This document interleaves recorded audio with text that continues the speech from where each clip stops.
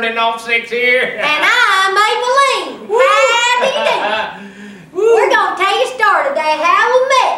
Oh, that's a wonderful story. That's a love story. It is. Yeah, boy. You know, it all started in a one-room schoolhouse.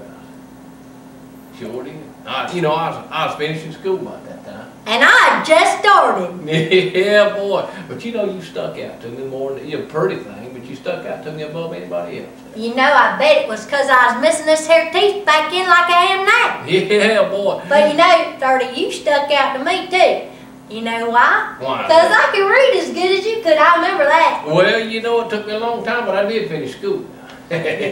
But you know, I worked on after that, and I was trying to find my fortune in life, and I was running through the woods and hunting and working the fields and You know them people we used to run around with, they say, some of them say you're rich. Well, I don't know about all that, but we do have all this, you know. Luxury, yeah. Yeah, we luxury dressed up nicer than most folks, Yeah. you know. But anyhow, but back to the story. You know, I was working around, and I was walking by one day over where Mabel was raised up at, and I looked, and there was this beautiful girl over there. She was grown. And I looked over her, and she smiled at me, and I looked, and something puzzled me about her. She had a full set of pearly yellows in her mouth. Now 30, that ain't nice. Take it back. Okay. I mean pearly whites in her mouth. That's right. Okay. Anyhow, so I walked on by there, and I got kind of distracted because there was right next to us there was a motor revving on the lawn. And so I turned to look back at her, and she was gone, went in the house. I had chores to do. But anyhow, I thought, man, maybe, just maybe that was Maybelline. It was me. Yeah, it was, but I didn't know it. So I went on to the house and got me some supper. I really couldn't eat it, you know. I just kind of couldn't get her off my mind. That ain't real hard to do. You ain't got a whole lot of money to get off of there. Oh, that ain't real nice there. I'm sorry. Okay. So anyhow, I come back, tipping back that night by the light of the moon. And I walk up there, and I look up, and I see her all framed all beautifully in a window. Now, you mean beautifully? That's what I said. That's not what you said. You said bootyfully. Okay, well, that's what I meant, was beautifully. Okay. But anyhow, I was looking up there, and I thought, boy, if I could see how pretty she was up there, then every one of these boys that walked by here probably gazed up there at her through that window. And I thought, you better get a cover, girl. And we did. My mama made some pretty curtains out of feed sacks. Well, I don't know what she needs it for now. We married, and your sister's ugly as a dog.